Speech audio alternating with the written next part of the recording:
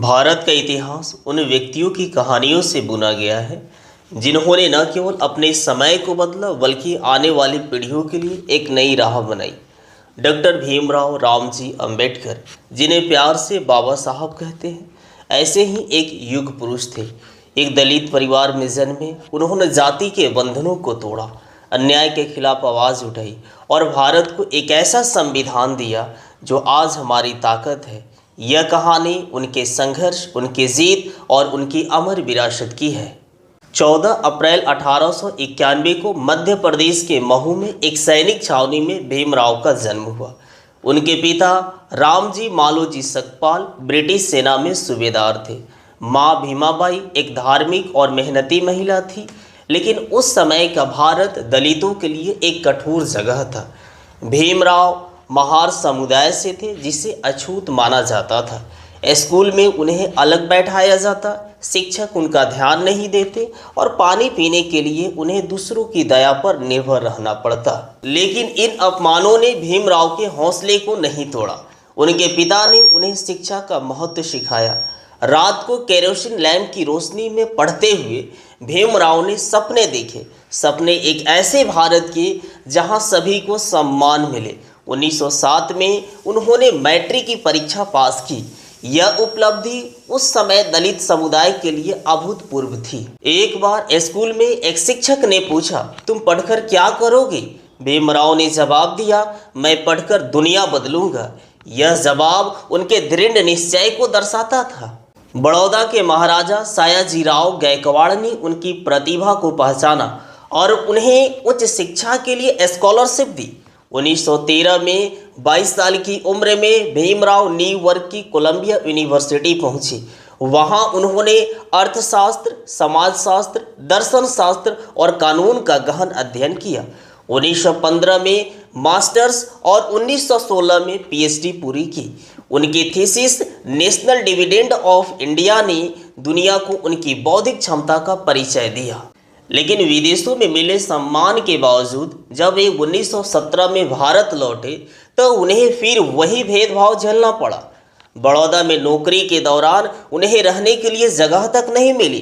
इस अपमान ने उनके मन में एक ठोस संकल्प जगा दिया, वे इस व्यवस्था को बदलेंगे।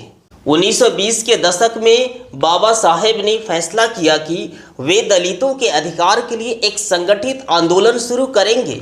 1924 में उन्होंने बहिष्कृत हितकारिणी सभा की स्थापना की, जिसका उद्देश्य था दलितों को शिक्षा, रोजगार और आत्मसम्मान दिलाना। लेकिन बाबा साहेब जानते थे कि सिर्फ संस्थाएं काफ़ी नहीं है, समाज की मानसिकता बदलनी होगी। 1920 के दशक में बाबा साहेब ने फैसला किया कि वे दलितों के अधिकार के लिए एक संगठित आंदोलन शुरू करेंगे। 1924 में उन्होंने बहिष्कृत हितकारिणी सभा की स्थापना की, जिसका उद्देश्य था दलितों को शिक्षा, रोजगार और आत्मसम्मान दिलाना। लेकिन बाबा साहेब जानते थे कि सिर्फ संस्थाएं काफ़ी नहीं है, समाज की मानसिकता बदलनी होगी। 1927 में महाराष्ट्र के महाड़ में बाबा साहेब ने एक ऐतिहासिक सत्याग्रह का नेतृत्व किया। उस समय दलितों को सार्वजनिक तालाब से पानी लेने की इजाज़त नहीं थी। बाबा साहेब ने हजारों लोगों को चौदार तालाब तक ले जाकर पानी पिया और कहा, यह पानी नहीं, हमारी गरिमा का सवाल है। इस आंदोलन ने पूरे देश में हलचल मचा दी। उसी साल बाबा साहेब ने मनुस्मृति को जलाया। उनके लिए यह ग्रंथ उस सामाजिक व्यवस्था का प्रतीक था जो सदियों से दलितों और महिलाओं का शोषण करता था। उन्होंने कहा, मैं हर चीज को चुनौती दूंगा जो इंसान को इंसान से अलग करती है। 1930 में नासिक के कालाराम मंदिर में दलितों को प्रवेश दिलाने के लिए बाबा साहेब ने सत्याग्रह शुरू किया। यह आंदोलन मंदिर प्रवेश से ज़्यादा सामाजिक समानता की मांग थी। भले ही मंदिर के दरवाजे नहीं खुले, लेकिन इसने समाज को सोचने पर मजबूर किया। एक बार सत्याग्रह के दौरान जब कुछ लोग निराश हो रहे थे, बाबा साहेब ने कहा, हमें हार नहीं माननी है। अगर आज दरवाजे बंद है तो कल हम खुद दरवाजे बनाएंगे। बाबा साहेब ने लेखन को हथियार बनाया। 1920 में मूकनायक और बाद में बहिष्कृत भारत अखबार शुरू किए, जिनके जरिए उन्होंने दलितों की आवाज़ को बुलंद किया। 1930 के दशक में बाबा साहेब ने राष्ट्रीय मंच पर अपनी छाप छोड़ी। 1930 से 1932 के बीच वे लंदन राउंड टेबल कॉन्फ्रेंस में शामिल हुए। वहां उन्होंने दलितों के लिए अलग निर्वाचन मंडल की मांग की ताकि दलित अपनी पसंद के प्रतिनिधि चुन सके। उनकी तर्क शक्ति और बौद्धिकता ने ब्रिटिश अधिकारियों को भी प्रभावित किया। लेकिन 1932 में जब ब्रिटिश सरकार ने अलग निर्वाचन मंडल को मंजूरी दी तो महात्मा गांधी ने इसके खिलाफ अनशन शुरू कर दिया। गांधी का मानना था कि यह हिंदू समाज को बांट देगा। भारी दबाव के बीच बाबा साहेब ने पूना पैक्ट पर हस्ताक्षर किए, जिसमें अलग निर्वाचन मंडल की जगह दलितों के लिए आरक्षित सीटों की व्यवस्था हुई। बाबा साहेब को यह समझौता पूरी तरह स्वीकार नहीं था, क्योंकि वे दलितों के लिए स्वतंत्र राजनीतिक आवाज़ चाहते थे। फिर भी उन्होंने समाज की एकता के लिए यह कड़ा कदम उठाया।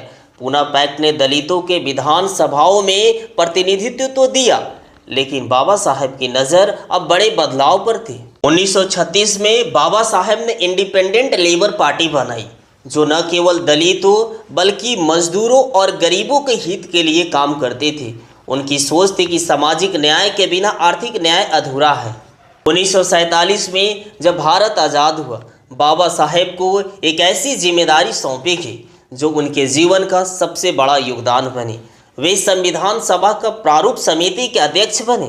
अगले 3 साल तक उन्होंने दिन रात मेहनत कर भारत के लिए एक ऐसा संविधान बनाया जो दुनिया में सबसे प्रगतिशील माना जाता है। फंडामेंटल राइट्स बाबा साहेब ने सुनिश्चित किया कि हर नागरिक को बोलने, विश्वास करने और जीने की आज़ादी मिले।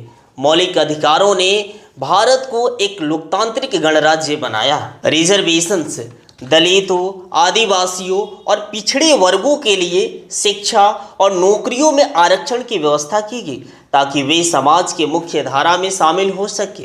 Federal structure and secularism Baba Saheb ने भारत को एक मजबूत संघीय ढांचा दिया और धर्मनिरपेक्षता को संविधान की आत्मा बताया। उनका मानना था कि बिना समानता के लोकतंत्र अधूरा है। 26 नवंबर 1949 को भारत ने अपना संविधान अपनाया। 26 जनवरी 1950 को यह लागू हुआ और भारत गणतंत्र बना। बाबा साहेब ने कहा, संविधान एक नींव है, लेकिन इसे जीवित रखने की जिम्मेदारी हम सभी की है। 1950 के दशक तक बाबा साहेब को लगने लगा था कि हिंदू धर्म की जातिगत व्यवस्था सुधर नहीं सकती। उन्होंने गहन अध्ययन के बाद बौद्ध धर्म को चुना, क्योंकि यह समानता, करुणा और तर्क पर आधारित था। 14 अक्टूबर 1956 को नागपुर में उन्होंने 5 लाख अनुयायियों के साथ बौद्ध धर्म स्वीकार किया। इस समारोह में बाबा साहेब ने 22 प्रतिज्ञाएं दी, जिनमें उन्होंने अपने अनुयायियों से कहा कि वे अंधविश्वास छोड़ें और तर्क को अपनाएं। यह सिर्फ धर्म परिवर्तन नहीं, एक सामाजिक क्रांति थी। इस समारोह में बाबा साहेब ने 22 प्रतिज्ञाएं दी, जिनमें उन्होंने अपने अनुयायियों से कहा कि वे अंधविश्वास छोड़ें और तर्क को अपनाएं। यह सिर्फ धर्म परिवर्तन नहीं, एक सामाजिक क्रांति थी। अपने अंतिम वर्षों में बाबा साहेब ने बुद्ध और उनका धम्म लिखा, जो उनकी आध्यात्मिक और सामाजिक सोच का निचोड़ है। लेकिन उनका स्वास्थ्य बिगड़ रहा था। मधुमेह और कमजोरी ने उन्हें और ज़्यादा कमज़ोर कर दिया। 6 दिसंबर 1956 को दिल्ली में उनका निधन हो गया। उनका शरीर चला गया, लेकिन उनकी विचारधारा आज भी जीवित है। उनकी मृत्यु के बाद उन्हें भारत रत्न से सम्मानित किया गया। उनका शरीर चला गया, लेकिन उनकी विचारधारा आज भी जीवित है। उनकी मृत्यु के बाद उन्हें भारत रत्न से सम्मानित किया गया। बाबा साहेब अम्बेडकर सिर्फ एक नाम नहीं, एक आंदोलन है। उनका संविधान आज भी भारत को एकजुट रखता है। उनकी शिक्षा, संगठन और संघर्ष लाखों लोगों को प्रेरित करती है। बाबा साहेब अम्बेडकर सिर्फ एक नाम नहीं, एक आंदोलन है। उनका संविधान आज भी भारत को एकजुट रखता है। उनकी शिक्षा, संगठन और संघर्ष लाखों लोगों को प्रेरित करती है।